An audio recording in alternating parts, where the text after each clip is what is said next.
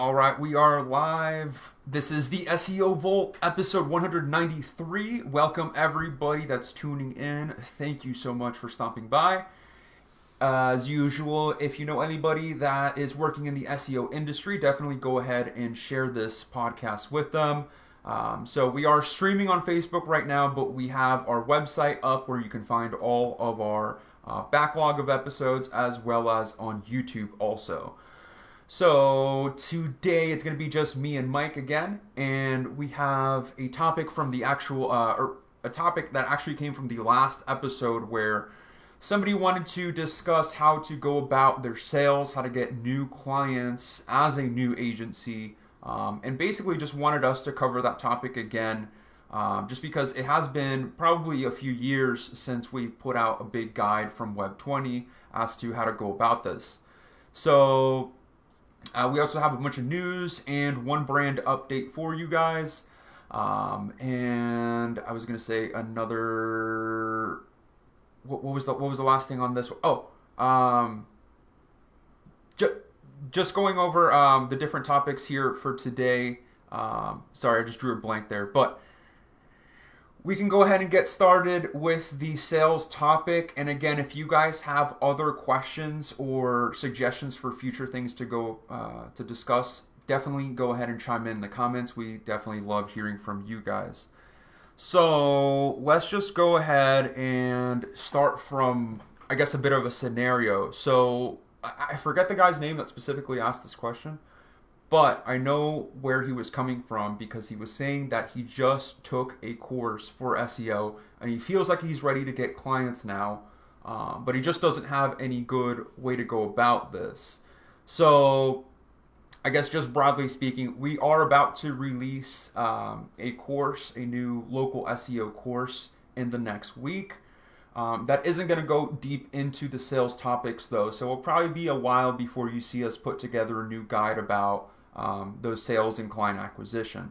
But for now, we can definitely just kind of throw around some ideas back and forth between me and Mike just to see what the updated thoughts are as to how we would go about this type of challenge. So if you are a new agency and you are just getting into the game essentially, I guess there's different avenues for you to go down, and I guess the most recommendable thing to do is to try to plan something out to where you're kind of attacking the different avenues at the same time, I would say. So what are those avenues?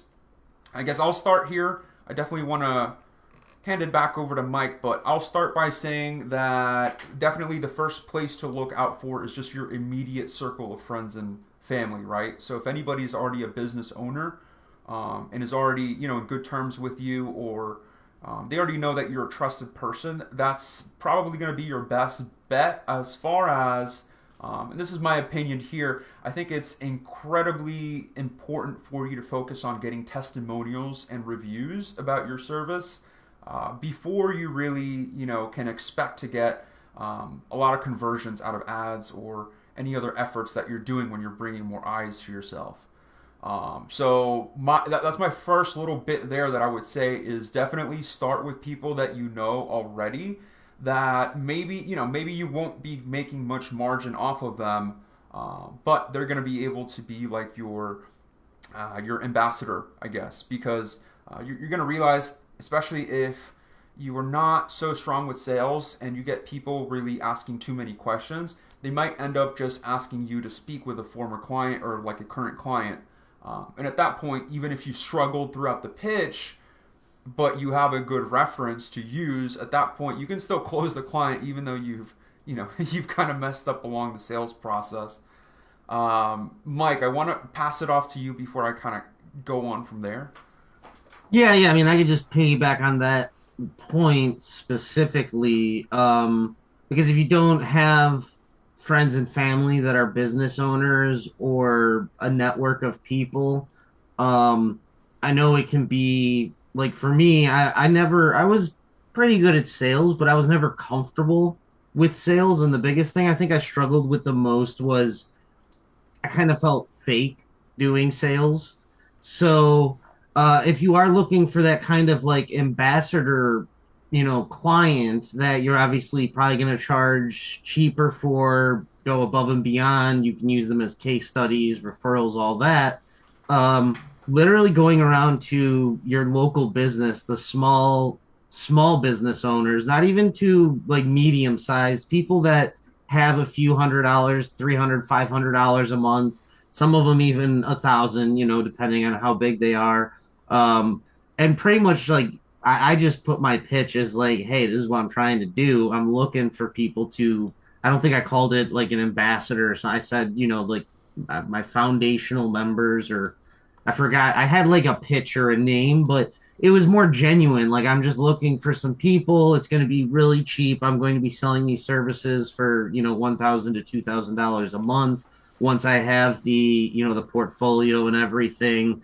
And then combined with that, if you do have any type of case study, which I could talk more about in a minute after I pass it back to Victor, but if you create any type of personal case study, even if it's not in their niche, but say just rank a little small local plumbing website in your neighborhood, it doesn't have to be something amazing. You put up a Google My Business listing at your house and show them the GeoGrid progress and be like, this is what I'm trying to do for clients, and you can get definitely your first 5 to 10 clients, 500 to 1,000 a month. I think the cheapest one I ever took was like 300, tiny little plumber that I just did like some GMB work for, like kind of one time really. But that's a really easy way to kind of take the pressure off the sale and just kind of go in there, lay your cards out. And if you go to the small business owners, the family owned small entrepreneurs, generally they have been through that hustle or even still in it a little, right? So they understand when you come in and you're just like, hey, this is what I'm trying to do, trying to start a business, trying to, help out the locals nearby, but here's the big picture, but I'd like to bring you on. So that's definitely one way for me, I didn't have a lot of entrepreneurial friends or family, or everyone in my family went to school or is unemployed. So, Yeah, so I know when I first started off, I definitely felt similar with one, feeling a little guilty or feeling weird, and then also, like you said, I was in the age where a lot of my friends, like, maybe if they were entrepreneurial, like, they still weren't in an actual business, or definitely not one where they're actually spending money on marketing. So I did feel sort of, like in the same place, like you're kind of stuck. You don't have anything, you don't have any luck to begin with. So, yeah, one of the things that I really underestimated is what you said there with like people understanding the hustle of it. So, my suggestion is just kind of don't lie about what you're doing because at the end of the day, they're going to be able to understand that you're kind of like new at what you're doing. You might come off as nervous, so you might just give it away right off the bat. And that doesn't mean that your service is bad or that you don't know how to actually do the SEO work.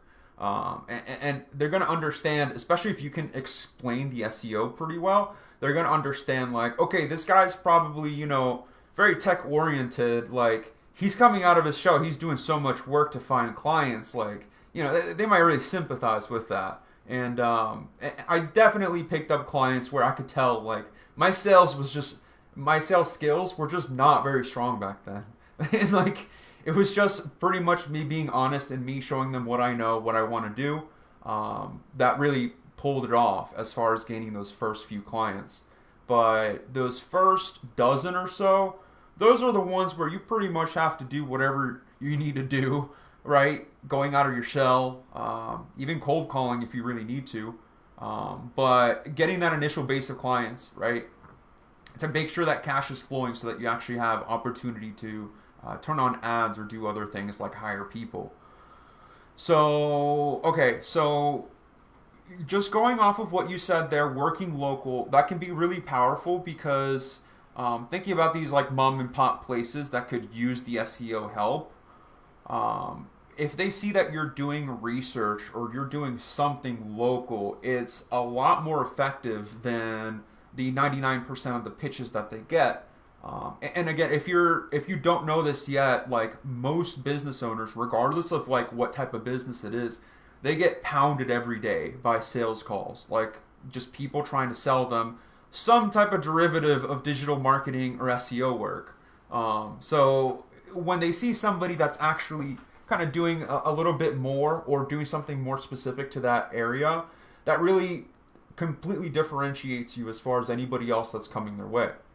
So, and I've heard a few other marketers talk about this before in different ways, but doing some type of a local audit. So don't just look at one business owner that you're trying to speak to, but try to do like a local industry analysis where you pull out either all or a really big chunk of the total competition for a certain niche. So if you're trying to go after roofers, basically just get an entire list of the roofers in the area or the top ones and go through them, do the typical analysis, check out their GBPs, put down notes for them, put down notes about how many backlinks they have, how much authority metrics, how much traffic they're getting, anything you can pull apart using something like Ahrefs, right? To now put together some type of a local report on that industry. All of a sudden, you have essentially like a lead magnet, right? You have something to put in front of people where even if he wasn't trying to be sold on SEO, he's pretty likely or way more likely to actually click and follow through with whatever funnel you've put together right there, right in front of them. So that's one way to just kind of differentiate yourself from all the endless emails that they get. But I would not discourage you and say that cold outreach doesn't work. Like you definitely can get clients still today just pounding the phones, and even sending out carefully placed emails as well. Obviously, you don't want to blast out cold outreach because you'll kind of get banned across your emails. But definitely possible to still differentiate yourself, even if you're going up against a ton of other people. So, okay, so let me think about the next. So, the next stage, I guess, getting your initial 12 clients. I'm trying to think if there's any other challenges you can think of just off of what we've mentioned there. Was there anything else you can think of, Mike, as far as like big hurdles just doing this type of any type of outreach like that? I mean, just getting in front of people is the name of the game, period.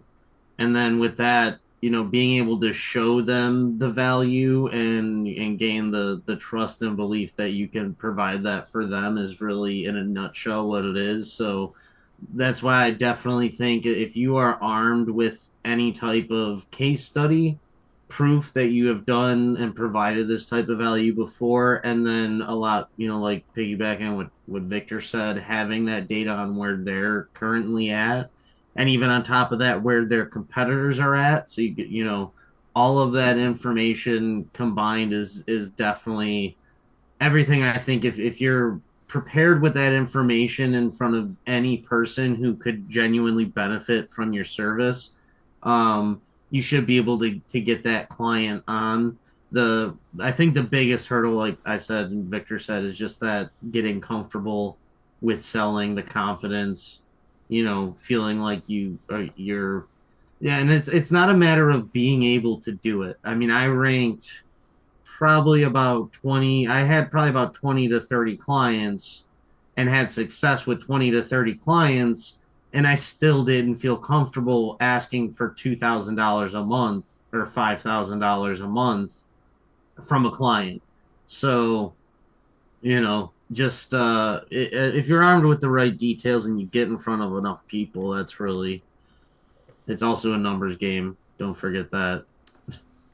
Right. So I guess the next thing I would say is what all tools to recommend, because at that point you're probably thinking like, all right, what exactly do I show them or from where do I start? So I mentioned Ahrefs. SEMrush is definitely like the other one people pick. I don't know if I recommend any other SEO tools outside of those to look up stuff regarding backlinks and traffic. But those are going to be huge, huge tools because you can even do full audits on websites if you wanted to. I know it will cost credits, but you'd be able to do some pretty deep analysis just with the Ahrefs tools, which I would say doesn't require a whole lot of work if you're using stuff like their internal links tools or content gaps tools, any of those things where it already produces some type of a worksheet deliverable. I think that's going to be great. So either Ahrefs or SEMrush there. Then looking at obviously GeoGrids would be the other area. And I still get so many people, honestly, that will ask me to audit situations either for themselves as a business owner or it's an agency that has some clients that they've been working on. And I still see people coming to me and they'll say something along the lines of like, "Oh, okay, this GBP ranks for number 6."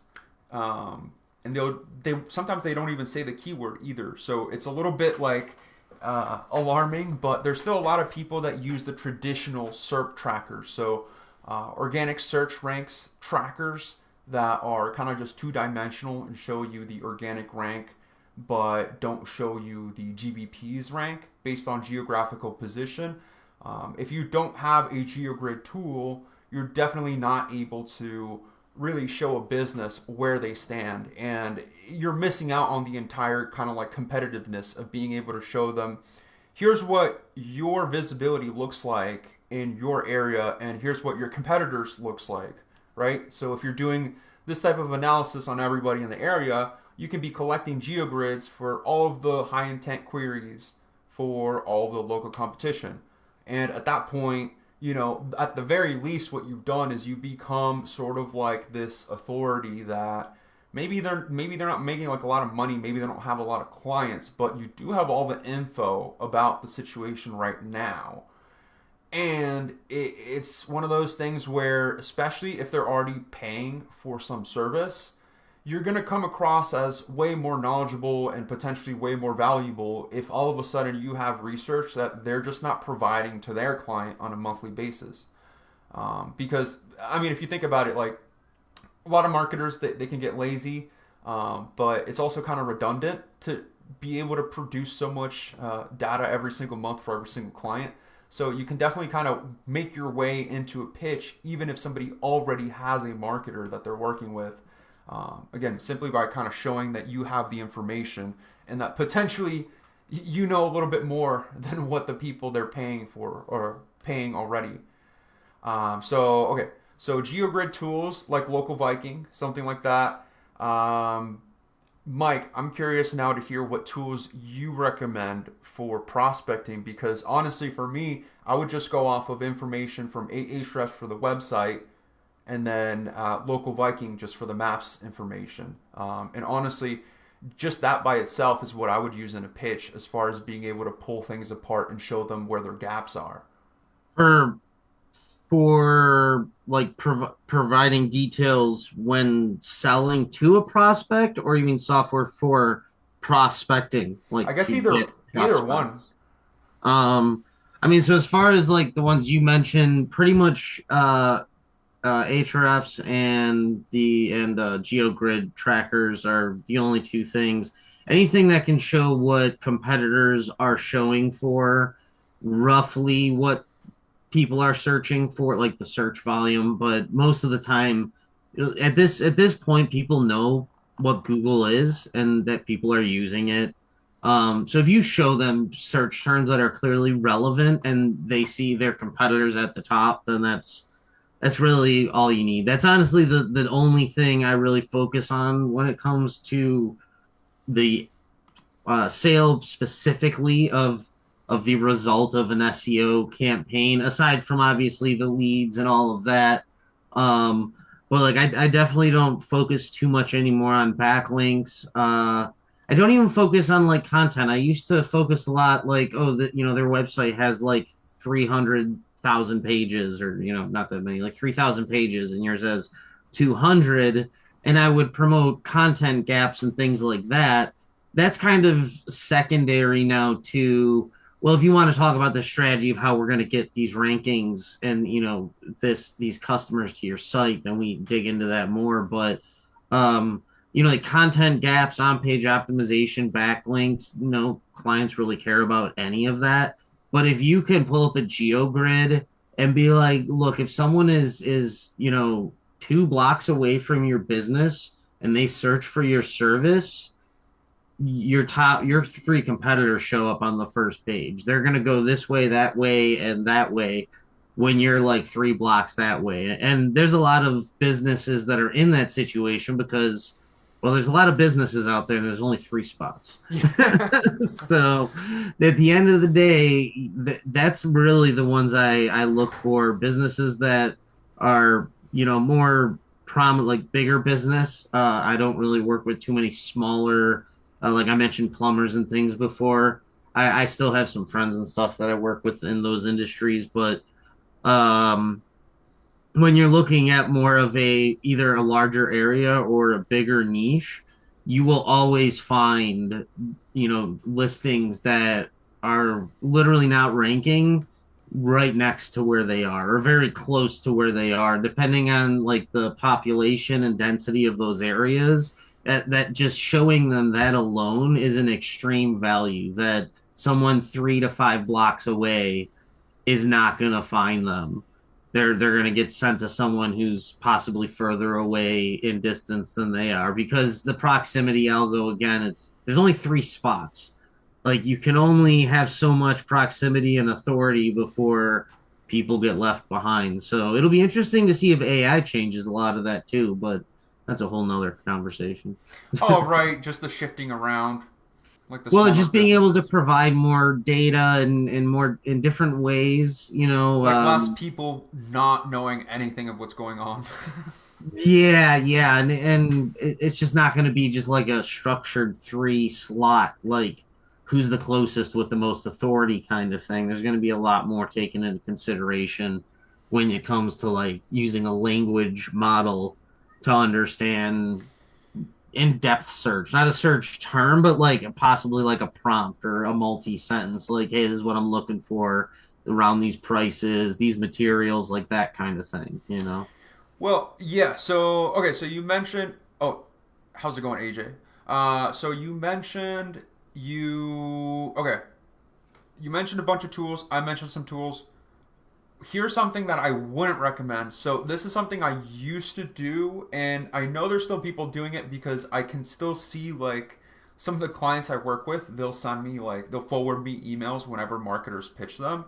So I still see like some of these people that are like pitching the same clients that I work with. But something that I wouldn't do is essentially too much work for cold outreach. So, like what I just described there, and even what Mike was kind of describing, if you do an analysis on the area, and you can even use that info to now have a better targeted list of who to actually reach out to who really needs your help, now you've kind of like used the one effort as a multifaceted thing instead of what a lot of people still recommend, which is doing like the screen cap videos for every single person that you do outreach to.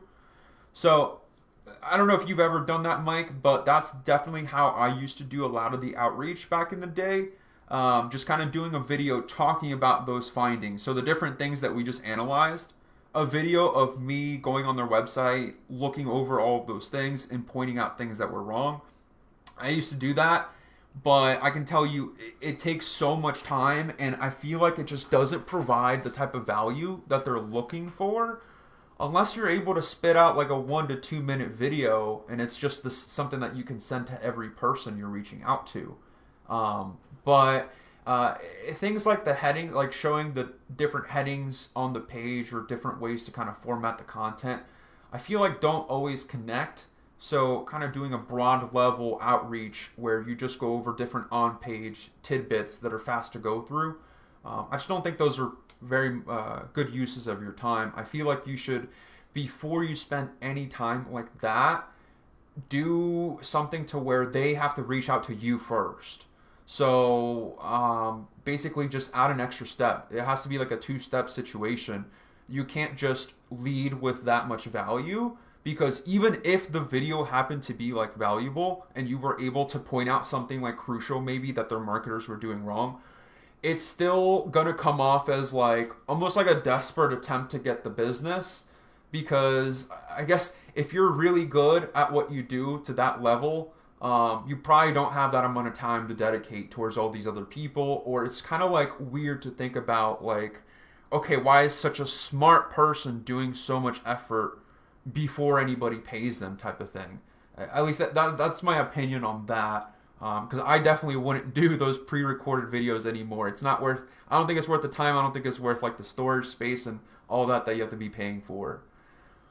No, I agree. I stopped. I actually never really did that. I tried it for a little bit.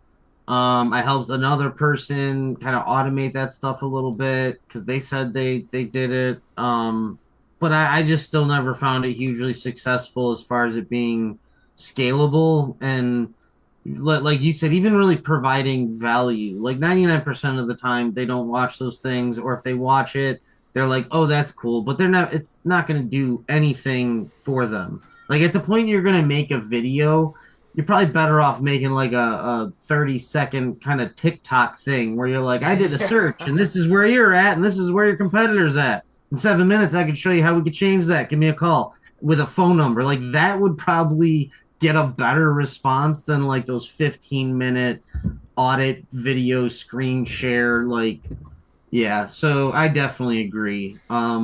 If you're doing any type of outreach that is cold, it needs to be super quick, super like just to the point. Here's the offer. I could tell you more if you're interested. Whatever. Here's the benefit. If you want to learn more about the benefit, just jump on a quick call or, click here, opt in, sign up to the email list, go through the funnel. Then I'll do a 15-minute video after you've been through my 15-step funnel to get there. You know what I mean? Then it maybe makes a little more sense. But yeah, definitely get you got to get in front of people, like get in front of people, not just like your videos or your ads. I mean, like they got to call you. You got to be engaged in a conversation with people when you're starting out getting those clients. Like you're not going to throw up a website with a lead capture page and send out audits. You get cold email, but you're not going to like cold email audits and just like send a payment link. Like you got to talk to these people really. It's probably the most uncomfortable part of is getting started in your agency. But that's why I said I took sales completely off the table out the gate. Like I didn't pretend to have anything I didn't, to be doing anything I wasn't. It was like, here's what I did, here's what I'm trying to do. And even when I finally got big enough, it was still just like, hey, here's what I did and here's what it would cost you. But at the point I'm saying, here's what it would cost you, I already charged that guy this much and I know what they're making. So, like, it changes the whole game. But that's just my experience too. Maybe everyone has their own path they kind of go through. Yeah, and a lot of times I've also seen the business owner. They'll get the email and then they're like, "Hey," to the marketers or to an internal employee, they're like, "Hey, can you watch this?" So you don't always even get that in front of the right person, even if you can find their correct email, which is another thing that takes up so much time. So, yeah. All right, so I went over that, what not to do there with the outreach. Um, okay, so and we've already gone for about half of it, but I want to cover it a little bit more, unless anybody else has more specific questions about sales and client acquisition. But outside of that, I guess let's say you already have a dozen clients or so, and you have testimonials. So when people show up to your brand, they have something to look at that's going to close them, or help close them. So I guess I'll talk about what type of people. So, Mike, you had just said if you look at geogrids, especially if you look at enough of them, you could already see who to target based off of who's not getting local visibility. Um, so, I guess I could kind of wrap up the sales talk for this conversation just by talking about, I guess, the challenges of, let's say you get in front of somebody and you're doing a good job. They're actually asking a lot of questions, and it sounds like they're about to potentially sign up. But they tell you that they have like another marketer that they're working with. So I would say, from my experience of like acquiring clients that are coming off of a different marketing agency, especially a larger one, one of the biggest things that you can do is look into essentially what was the fulfillment work that was done based upon what that prospect is telling you. Like, so if they say, okay, we've been working them with them for 6 months, now you have a time frame, and now you can go on Ahrefs and try to pick apart, like, okay, well, here are the movements when they started. Here's month one. They dumped a bunch of links there, did awesome. Here's month two, was doing great. Month three, month four, you started to taper off a lot. That's like a typical thing that I'll see, right? Just because a lot of people, they'll kind of get lazy on the fulfillment, or a lot of people front load campaigns. So basically, I'm just saying try to use that timeline to your advantage, as far as if you're trying to prove that you have better fulfillment, you're probably going to want to get some information from the prospect first, so that you could then come back with more research and help them understand exactly what they were paying for. Um, so it's essentially like my tactics, right, to win over a client from somebody else. But a lot of times when I see the proposal that the prospect was given for their current services, and I just go to Ahrefs and try to line up the different deliverables that were supposed to be there, if they don't line up, and the ranks just aren't doing well, all of a sudden you have a situation where it looks like you know the right thing to do, and as far as the business owner knows, whatever their current people are doing, they're just not doing that good of a job.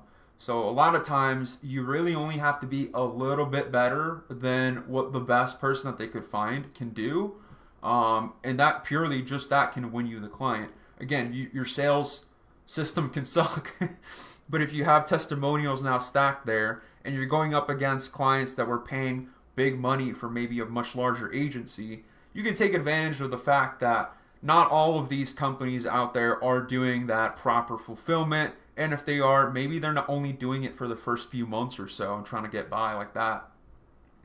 So that's my sales tips there, at least for today, until we put together a more solid, like, actual course. Um, but was there anything you wanted to add to that, Mike? Any sort of prospecting methods, maybe using AI, just because I know you're messing with that a lot? I mean, now that you can use plugins and crawl Google, crawl websites, I know there's a bunch of SEO plugins, but essentially anything that you would do now manually, you can do with the AI. Like if you wanted to send it to like go through these websites and take this list of the businesses on this page and put them in a Google sheet and put them in a chart and order them based on whatever that criteria it is that it could obviously see from that page, whether it's a Yelp page or a directory or I haven't tried a Google search to be honest. That'd be interesting to see though. I know you could directly access Google search through a plugin, but I haven't put like a URL to a Google search in there. Uh, but yeah, through Zapier and all that, you could say, go here, get this list, put get the email, whatever it is, and direct it on that. So the possibilities are kind of endless at this point with AI. The fun part is going to be, which I haven't really dug in too much yet, is when more prospecting and more use case functionality comes out with AI, where like you could just put in a keyword like roofing company and a location, and it will automatically start prospecting for you with the AI, which is, technically possible. I think with where we're at and like Ahrefs APIs and, local Viking, local brand manager, all that, APIs. So it won't be long before you can click a button and have a army of AI salespeople go out and start making those 15-minute videos for you. Oh, right. The screencast typical on page. Like True. whatever. Yeah, but I mean with AI though, with the right engineering of like steps and prompts and where you're going to crawl and look for data and how you turn that into a report, you could most definitely direct AI go trigger the Ahrefs API, look at what where competitors are ranking, take those, put them into a table. Like it could do all of that. It's just that there needs to be a developer that sits down and builds it and then markets it and sells it and produces funds so it can be maintained and all that fun business stuff. So, but it'll happen soon. It'll happen very soon because the technology is here and we're all going to be obsolete pretty soon. So get ready. Well, yeah. So yeah, basically, right now you'd have to build out a tremendous amount of it. So yeah, I guess we're still all waiting, all of us marketers waiting for a little bit more of the AI assistance for this kind of stuff. But I mean, I could see that very easily tying it to those video creators, just having it screenshot the website, start going through stuff. But okay, so a traditional, and I did just think about this. What about a traditional method? So I wanted to talk about.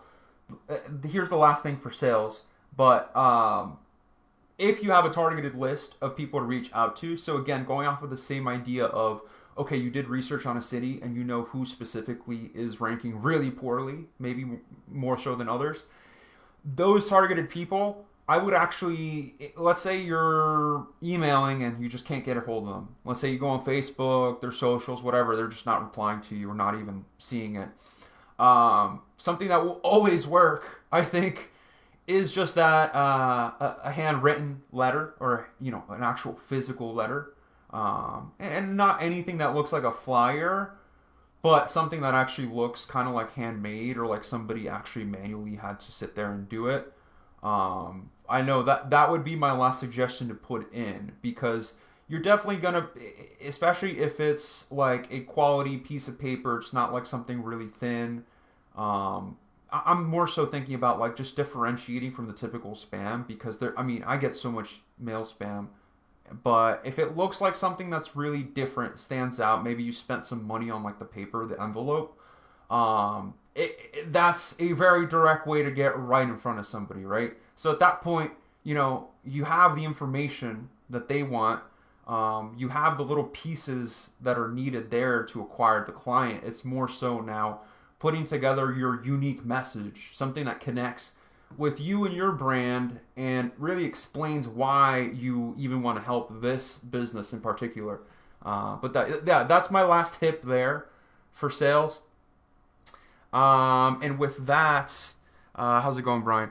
With that, we're going to go right into the news. Or actually, brand updates first. We have one brand update. Okay, so we had some people asking about our proposal tool. Our proposal tool, the new one, we just revamped it. It is live right now. I'm going to go ahead and throw the link to that in the chat here for anybody Is the that new is one looking. live or are we still working? Do we just have the where they get it now in their email? Oh, right, right. So the form is live. You'll get the proposal back via email. Right now, it's not currently pushing it back to the dashboard, so it's been moved to a specific form right now. So I'm going to go ahead and drop this in here. So there's the link for the new Whitelabel SEO proposal tool. So we definitely put in some work there to basically add more insightful details. I cleaned up the look of it overall, increased the image sizes, but we basically took the more important parts, the I guess more groundbreaking areas where you could actually make meaningful discoveries, and we focused on that now, so that you can make just a way more impactful proposal. So you'll see a little bit of, I guess, our thoughts as to what's really important or what makes a difference in the campaigns actually getting audited in there now. And in my opinion, I think if you put that type of proposal out, it's definitely going to make you seem like somebody that's just more knowledgeable than the typical spam that they're already getting. Again, I don't think you should use this for straight up cold outreach. But I think that once you have anybody in front of you, that's definitely an easy tool to very quickly generate a proposal to get in front of them. So again, you can white label that. It's a slideshow presentation, so you can just switch out your branding on there. And of course, you can just add to the presentation too. But so that just came out. Let us know if you try that out. Give us your feedback. We are still working on making it a little bit of a cleaner experience within the dashboard. But for now, you do have that form there with that link, and we'll start to share that soon across our brand. So that's the only brand update that we have for today.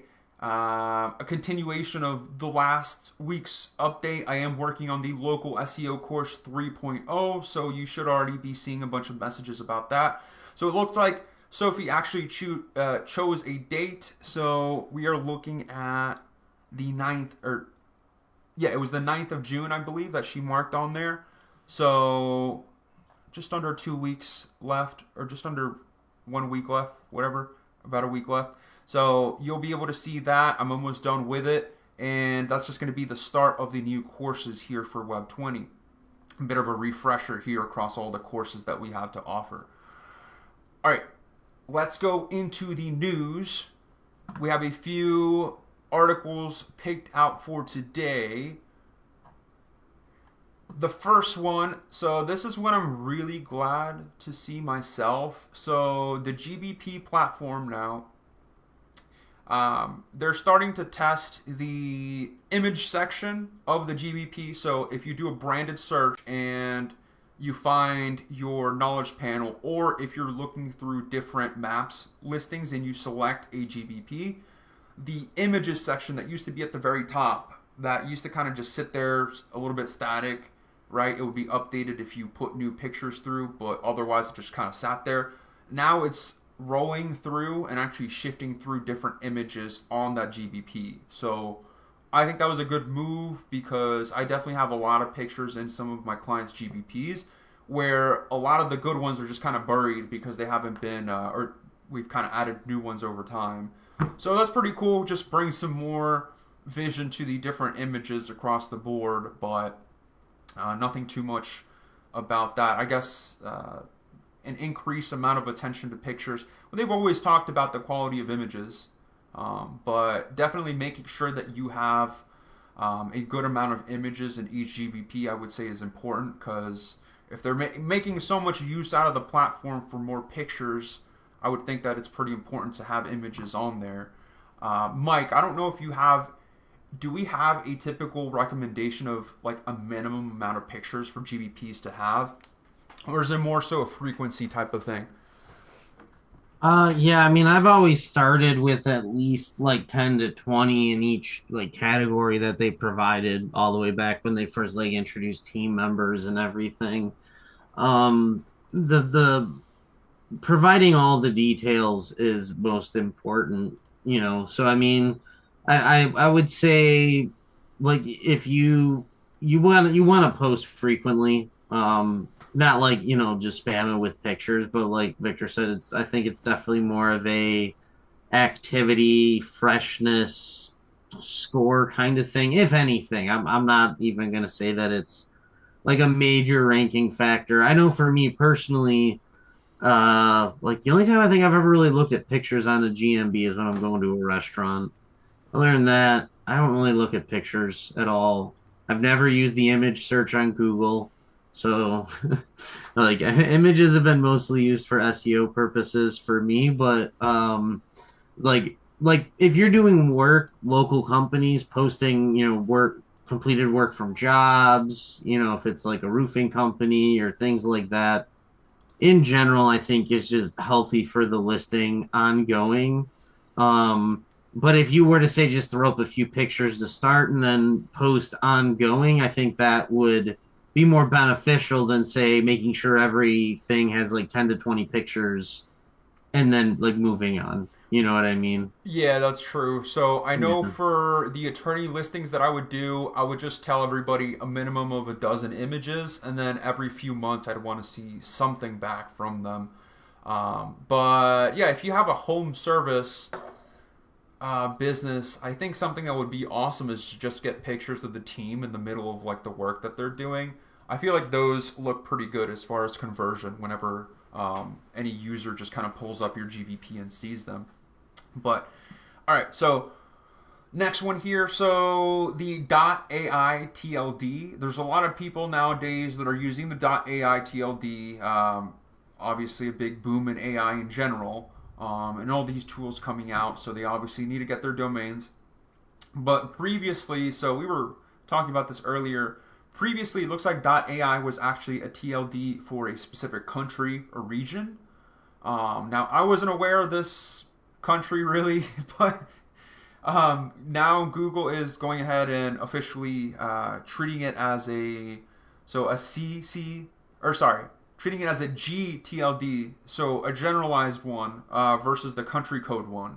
So pretty much just an update as far as how people are using it, right? Just because the .ai doesn't have to be specific for a country if it's some type of an AI tool. It means, yeah, probably really nothing for SEO purposes. I remember back when I used to build PBNs, and I learned about this then because the .tv domains actually gained a lot of popularity and became very expensive. I forgot which location they were for, but they generated a lot of revenue. And they're like $100, I think, to register too. But they were just hugely popular because of TV, but .tv was not actually for television, just like .ai is not was not created for artificial intelligence. Um, but Google is just literally officially coming out and saying we recognize this is not a country specific code and people are using it for AI, and that means pretty much nothing. Carry on as normal. Unless maybe you're in that country, there's probably a lot more competition getting your country domain now if you're trying to register those .ais. But But yeah, definitely is not going to help you rank for AI queries, right? yeah, I mean, in general, no. I think Google's algorithm technically, I think they've actually said that the URL, the top, well, the TLD is not a factor. And there's probably a lot of debate on it, but even if it is, it would be so minuscule. It would be, buy any domain and put it on a subdomain that has ai.domain.com, and it's the same thing. Like, you know what I mean? Yeah. You're just putting AI in your root domain. Well, it's the extension. I guess it's not the same thing. Actually, that would probably be better to have it in the name as opposed to having it the extension of the domain. You know what I mean? Yeah. But yeah, I haven't really tested it, so this is all just my idea. But it's my bet is from experience. No, it doesn't matter. None of it matters. All right. Well, the next one here, Google local search. So basically, a bunch of people online are talking about their Google local service ads, so their LSAs. Apparently, there was a mass suspension going out this past week, so I'm curious if anybody has heard about that or had any LSAs that have gone down. I definitely don't manage very many LSAs at all, so I have definitely haven't been impacted by this. But I have had plenty of complaints come in from clients telling me that their competitor so and so has like 12 LSA listings on one city while they're trying to still get their first one. So I know, yeah, I know there was a lot of people kind of misusing that platform, and then again, there's only 3 spots, so that kind of sucks. But I don't have enough info to see if they're targeting that or doing a decent enough job of cleaning that up. But I'm gonna have to look and see if any actual notable, because I have seen some lawyers in some big cities that would do that. So I'm gonna try to see if I can find any that have maybe been reduced in quantity, but I definitely haven't heard anything else about this. Yeah, me neither, to be honest. I don't do enough of that to really know what's going on with that. So anything I've just been digging into organic SEO and AI. That is anything I know about recently. Yeah, definitely let us know if you have a lot of LSA clients. Be interesting to see if anybody else was affected by that. Yeah, But definitely. so we have one question written down here from the past week. So this is questions from the local SEO community Facebook group. So we've got how do we go about creating bulk pages in hundreds for service pages and then have those pages use a set Elementor or any builder's design template that we've created. All right, so this person's basically asking what's a great way to create bulk pages, specifically service pages.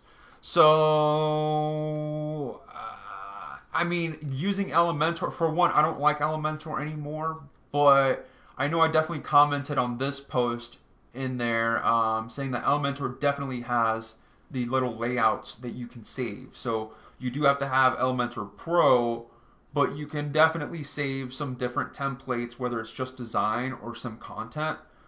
Just kind of copy paste it on different pages to begin with. Mike, do you have a better way you like to build service pages to this type of level? Like if you have hundreds of ones to make? So it looks like they're saying they want to create hundreds of pages and then go in one by one and replace sections of text. That's kind of what it sounds like. Yeah. I mean, mass page builders have always been a thing. Um, if you're going to, I mean, if you're going to do something like this at this point, like you might as well use AI and GPT-4 API to write the content and generate the pages. You could use any Pably and have it trigger when you put a new line in a Google Sheet, and then you could put like the location or the service in the Google Sheet, and then have Pably go trigger the API, generate the content, create the page on your site with the template or whatever that looks like. Um, and then there's probably a ton of plugins that can mass generate pages. There's probably ones now that have an OpenAI API if you Google it, like AI mass page builder for WordPress. There's got to be someone out there that plugged AI into their mass page builder by now. Like all-in-one SEO, I just found in their premium plugin now, you could put in the OpenAI API and it'll automatically write all your metadata for all the pages Oh on your yeah, site. I think SEO Press is gonna do that too if they haven't Yeah. already. So if you got a Um, client with like 3,000 pages in those days of being an SEO and being like, yeah, we can't write metadata for 3,000 pages. Now you can click a button and AI will do it for you. And obviously, whether it's the best, not the best, perfect, like we can sit around and argue all day about that, but AI is going to write better metadata than no metadata. I can well, guarantee when you have, that oh yeah, so that's much. so that's one part of it. Is one, if it's gonna take you a year to get that done, you should probably do it now with AI, and then what? Just do it over the length of time, which is gonna be way better than not than letting it sit. Yeah, But audit it, whatever. Yeah. so essentially, yeah, making use of something like Pably or Zapier for sure. Trying to look for something that's going to connect via API. But if it's something that's such a specific, like it's just service pages, they're all going to have the same layout. It's like, okay, intro about business here, um, grabber, whatever here, context and information on question here. And then maybe you did some research, sure, but you could just plainly do something where it's like call to action on the bottom, put that into a prompt, again, feed it enough info about the business. And when it's such a controlled situation, I feel like it's pretty easy to not mess up, I guess, and have random bits of text stuffed in there. But definitely making use of something like Pably or Zapier to get that done, and looking up what offerings from the big plugins nowadays can help you do it, because it looks like a lot of them are already catching up to this stuff. So I wouldn't be surprised if Elementor doesn't have something in the works, if not already some type of a way to plug in OpenAI. But again, if you're not comfortable already messing with OpenAI, I feel like you got to start messing with that, because there's just gonna. I mean, you're already seeing plugins that are making use of it. Might as well start diving into that to see what other things that can make your life much easier. But for any big, large effort like this, definitely we've reached the point where you don't have to do it fully manually, and even if you do have somebody manually go through it, they definitely can just kind of go behind the work that you did when it's this many pages, right? So that's. Were there any questions from the chat today? No, no questions there. Anything else you might want to add to this one, Mike? That's pretty much everything we've got written down. No, I think that's it. I think that's everything I got to say today. All Thank you right. for tuning in. All right. So I guess we'll wrap things up here. So thank you for tuning in, everybody that is watching. This was the SEO Vault episode 193. So if you are a YouTube user, if you like other podcast platforms, definitely check us out across those. We are in multiple places. Again, our videos are saved on our website and YouTube, and it helps us out tremendously if you hit share and share this out with any of your buddies that work in the industry.